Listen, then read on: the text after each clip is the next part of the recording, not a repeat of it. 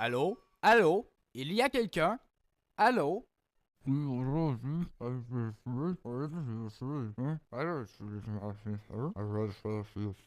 Non, elle est là en face de la maison, ne craignez rien. En équilibre sur le bord du trottoir, elle semble valser et avec grâce, laissant emporter par les bruits extérieurs au gré du vent et sous je ne sais trop quelle symphonie. Enfin, si un jour elle m'en parle, je me confierai à vous à mon tour et avec votre si précieuse permission. Ça pourrait peut-être me faire le plus grand bien, quoique je sois toujours aussi sceptique qu'auparavant. Que voulez-vous? Je suis sûrement le seul à ne pas croire à votre petit jeu. Vous savez, ma petite fille n'a rien d'extraordinaire. Juste assez de problèmes comme ça pour que vous ayez tous une bonne raison de nous ignorer, elle et moi, par le fait même. Vous ne comprenez donc pas que personne ne peut rien pour elle, pas plus que pour moi? Amy n'a besoin que de l'amour de son père. Un point, c'est tout. Même la grand-mère devrait comprendre ça. Pourquoi pas vous? Je vous interdis de me juger. Vous n'en avez en aucun cas les droits, même si c'est vrai que la grand-mère ne comprend pas.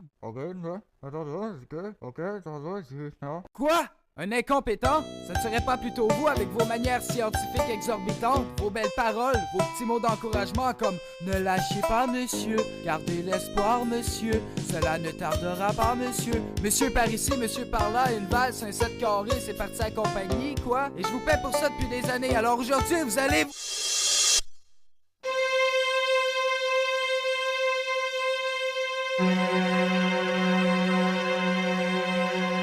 Amy! La puce, tu vas bien? Bleu, vroom, vroom. Comprends qu'Amy aime le bleu, mais une auto bleue, c'est très dangereux. Il ne faut pas jouer avec les autos machutes. Amy, grand-mère. Non, Amy. Papa a toujours dit non pour que tu traverses seule la rue. Tu comprends? C'est dangereux. Papa aime beaucoup Amy Jade. Papa et Amy pour la vie. OK? Je suis le seul, ma puce. Enfin. Amy, grand-mère. Amy, grand-mère. Amy, grand-mère. Oui, oui, ma puce. Papa ira avec toi. OK? Amy, tout de suite, crapoulis. Crap ou quoi? Qu'est-ce que c'est que ça, chérie? Crapoulis. D'accord, princesse. Amy, pressé, Amy. Si tu veux, presse et princesse. Allons chez grand-maman. Amy, tu viens? Amy?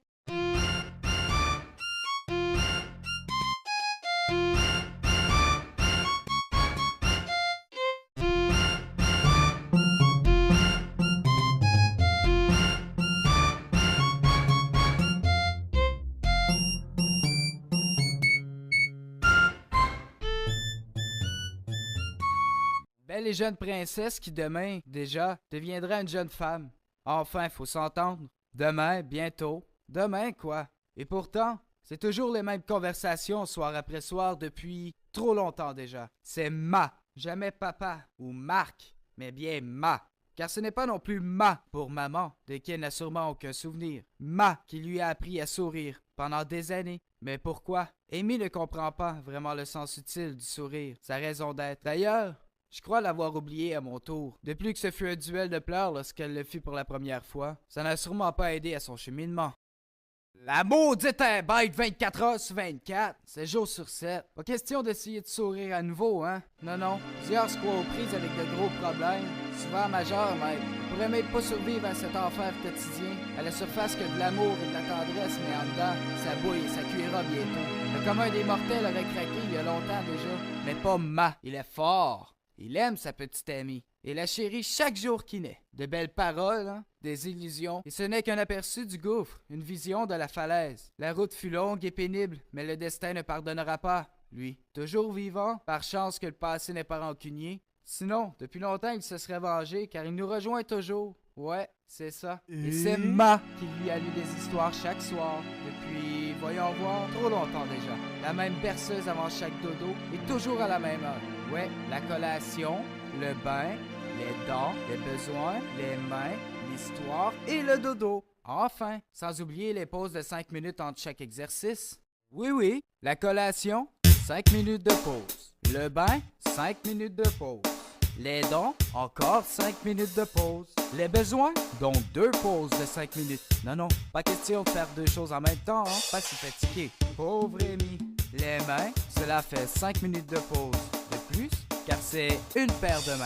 L'histoire est... Mais voyons, pas de pause après l'histoire. Elle fait dodo maintenant. Ça en a viré fou, ces exigences.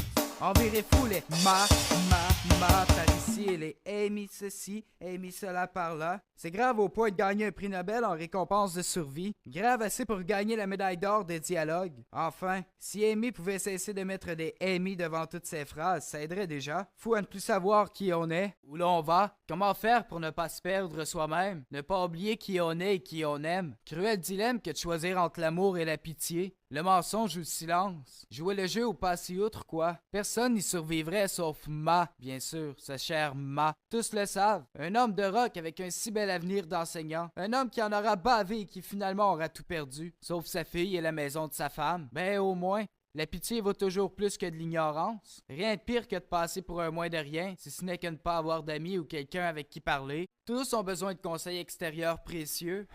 Sauf Amy. Sous sa carapace protégée par sa maladie. C'est normal pour elle de se taire, de ne rien comprendre aux gens qui l'entourent. Si au moins elle était consciente du mal qu'elle cause à ceux qui l'aiment, plutôt à celui qui l'aime, car je suis le seul. Bien sûr, il y a la grand-mère, vous direz, mais son jeu se rapproche plus de la pitié pour le père que de l'amour envers l'enfant. La raison est simple, si le 80-30 et le 80-35 sauvé n'avaient pas appartenu à la famille Côté depuis des générations, il y a longtemps que la vieille aurait déménagé. C'est sûr, c'est sa fille qui est partie, causant la perte familiale du 80-30 sauvé. Ça, c'est leur problème. Sauf qu'en laissant derrière elle sa famille, elle a fui ses responsabilités de mère et d'épouse attentive, amoureuse. Comme dans un conte de fées pour jeunes mariés, les promesses à l'hôtel, devant le curé et les familles. C'est de la frime aujourd'hui. Maintenant qu'on peut se marier à l'église, divorcer et se remarier civilement aussi souvent qu'on veut, il n'y en a plus de problème. Pour en revenir à Maud, grand-mère, sa mère, dit ne pas avoir une nouvelle de sa fille depuis son départ.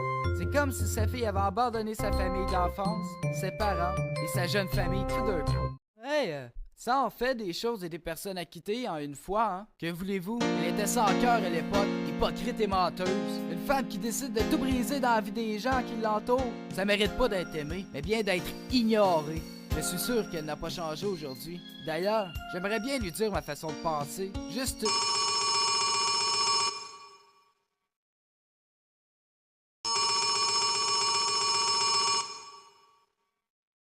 Allô? Déjà? Très bien, j'arrive. À tout de suite. Justement, c'était l'ex-belle famille qui appelait. La sénile d'en face, elle veut me renvoyer mon paquet de troubles, mon fardeau. Je fais chauffer le café entre-temps, monsieur? Oui, volontiers. Ça s'en vient et je vous reviens.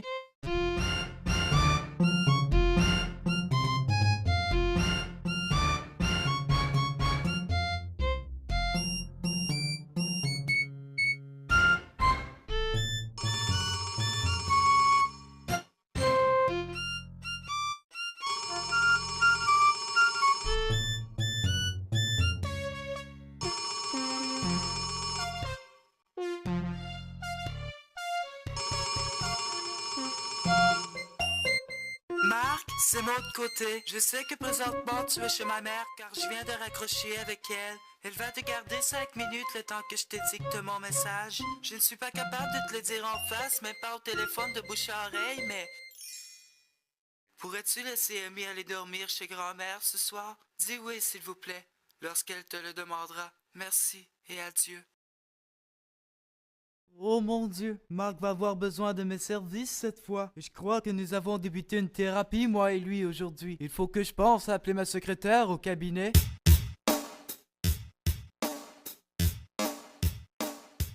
Voilà votre café, monsieur.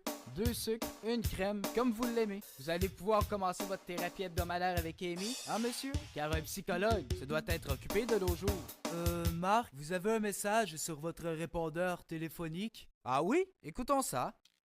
Marc, c'est moi de côté. Je sais que présentement tu es chez ma mère car je viens de raccrocher avec elle. Elle va te garder 5 minutes le temps que je t'édicte mon message. Je ne suis pas capable de te le dire en face, même pas au téléphone de bouche à oreille, mais cela fait 2 ou 3 ans que maman me parle de tes problèmes avec Amy. Elle se confie chaque mois en expliquant comment tu en baves avec la petite. Il y a 6 ans, je suis parti et aujourd'hui, je veux prendre mes responsabilités. Le mieux serait que je m'occupe d'Amy à mon tour. Je sais que ce sera difficile pour tous, mais je crois que tu seras enfin soulagé de tes peines. Je prends également mon courage à 2 mains pour te dire un gros merci pour tout ce que tu as fait pour Amy. Aussi, pardon pour les emmerdes que je t'ai causées. Je sais que jamais tu pourras me pardonner cette offense, mais si ça peut t'aider à oublier ces problèmes les prochaines années, tant mieux. Marc, Amy n'est pas ta fille. Je n'ai jamais pu te l'avouer avant à cause de sa maladie. De plus, je l'aurais sûrement passé pour une menteuse à l'époque. Alors j'ai choisi le silence. Tu sais, quel cruel dilemme que de choisir entre l'amour et la pitié, le mensonge ou le silence. Il n'y a personne qui opte pour la vérité la première tentative. Et j'ai choisi le silence pour ne pas mentir. J'ai choisi de partir, de tout fuir, car j'avais pitié de toi. C'est pourquoi je ne pouvais t'aimer. Je n'ai jamais revu le père de l'enfant. Marc, il ne sait même pas qu'il est père. Tout ce que je sais, c'est que c'est à toi de prendre des vacances. Je ne t'en demande pas pardon, car cela ne se fait pas, mais pourrais-tu laisser Amy aller dormir chez grand-mère ce soir? Dis oui, s'il vous plaît, lorsqu'elle te le demandera. Merci, et adieu.